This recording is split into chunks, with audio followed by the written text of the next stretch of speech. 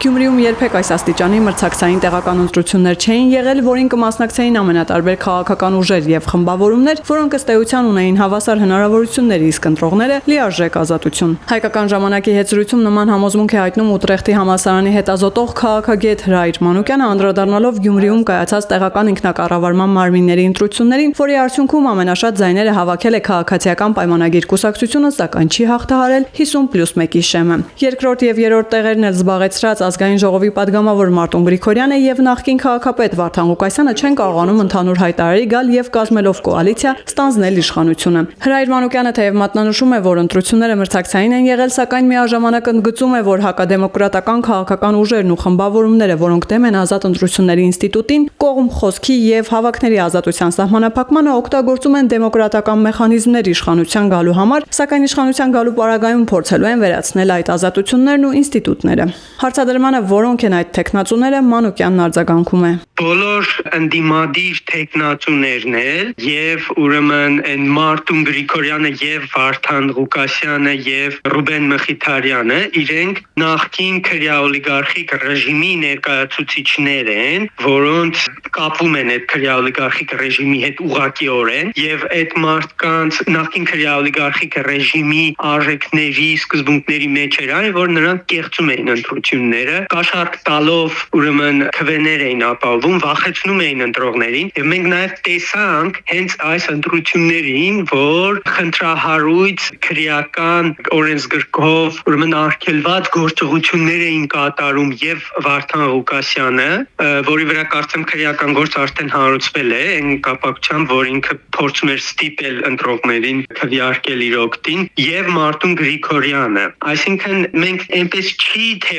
զուտ մենակ դատում ենք, որ նրանք հակադեմոկրատական են զուտ նրանից, որ կապված են նախկին իշխանությունների հետ, իրենք նաեւ ուղղակիորեն հենց այս ընտրությունների ժամանակ ցույց տվեցին, թե եթե իրենք լինեին իշխանություն կամ իրենց հովանավորող ուժը լիներ իշխանություն, ինչպես կանցնեին ընտրությունները, նորից վախեցնել բոլոր ընտրողներին, որտեղ որ կարող են օգտագործել ադմինիստրատիվ ռեսուրսներ։ Տեսեք, ֆանտաստիկ բան է տեղի ունեցել, հա, ուրեմն ծերանոցի մարդկանց տարել են, ասել են ում քվեարկեք ու տարել են քվեարկել են տվել։ Պատկերացնում եք, ադմինիստրատիվ ռեսուրս կոչվածը օգտագործում են իրենք, ընդդիմադիրները։ Դե հիմա պատկերացրեք ոչ միայն ծերանոցի վրա ազդեցություն ունենան, այլ ասենք ամբողջ, ասենք դպրոցներ, մանկապարտեզներ, պետական կառույցներ եւ այլն։ Ինչ ձևով են իրենք վարվելու, էլի, այստեղ չկա որևէ կասկած, թե այս մարդիկ իշխանություն լինելու դեպքում ինչ ձևով են ընտրություններ անցկացնելու։ Դիտարկմանը վերոնշյալ ուժերը քաղաքացիական պայմանագրին մեղադրում են վարչական լծակներ կիրառելու, ռեպրեսիաներ իրականացնելու համար եւ ըստ նրանց հանրությունն էլ դրա համար տվել է իր գնահատականը, Մանուկյանն արձագանքում է։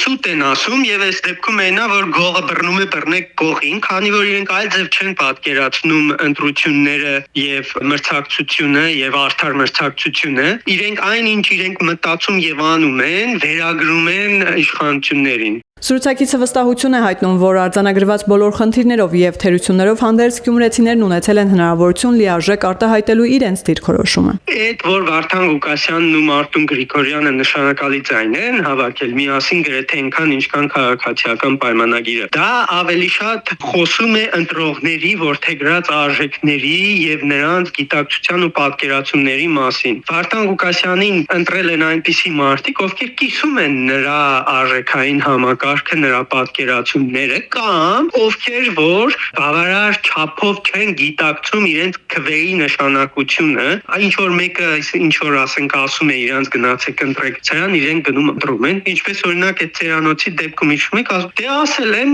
ընտրեք Մարտուն Գրիգորյանին, մենք էլ ընտրել ենք։ Այսինքն միայն ասելով մարդը գնում է եւ ընտրում է։ Իսկ ինչու է լուրում Մարտուն Գրիգորյանը, Մանուկյանը կարծիք է հայտնում, սա խոսում է այն մասին, որ նա կապի մեջ է որոշ անձանց հետ քննարկելով իր անելիքները։ Տեսեք, ինքը դա չի քննարկում Վարդան Ղուկասյանի հետ, այստեղ է շատ կարևոր եւ խնդրահարույցը։ Ինքը, եթե ասեր, օքեյ, հիմա մենք 3-ով կամ 4-ով նստում ենք իրար հետ մեր թիմերով եւ սկսում ենք բանակցել։ Ոնց ենք անելու, որ ծրագրերն ենք իրականացնելու եւ այլն։ Այդ հենց ներսում Գյումրիում այդ 3-4 հոգով նստեին ու սկսեին բանակցել։ Եթե իրանք դա անեին, իսկ դա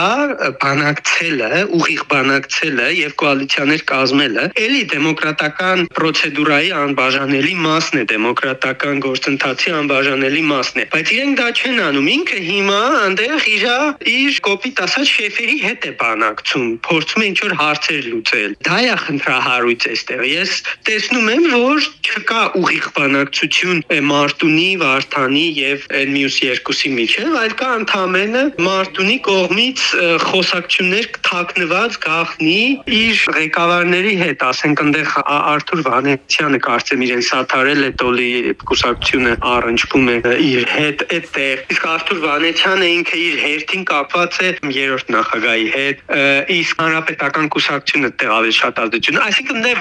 ղեկավարներով վերևներով են իրար մեջ տալ առնել անում էլ։ Թե կոնկրետ ինչ չեն կարող կիսել վերջիններս դժվար է կռահել, սակայն պարզ է, որ Մարտուն Գրիգորյանի եւ Վարդան Ղուկասյանի միջև անձնական լարվածություն կա, ասում է զրուցակիցը։ Բացի դրանից, ուրեմն հայկական միջավայրում նստել կոալիցիաներ կազմել պայմանավորվելը ինքնուրույն հավասարի հետ նստել բանակցելը չկա մեր քաղաքական մշակույթում։ Դրա համար ամեն մի այդպիսի խումբ ինքը բավական մեծամիտ է եւ չունի այդ հմտությունները, այդ պատկերացումները չունի, որ պետք է նստել եւ բանակցել, կոմպրոմիսների գալ եւ պայմանավորվել ու պայմանավորվածը իրագործել։ Չկան այն պատկերացումներն ու կարողությունները, որ իրենք կարողանան նստել եւ ուղիղ բանակցել, դա է խանգարում առաջին հերթին։ Երկրորդ հերթին խանգարում է այդ անձնական ինչ որ թշնամությունը կամ խնդիրները, որ ունեցել են եւ իրենք չեն կարող, դժվարությամբ են կարողանում դա հաղթահարել եւ եթե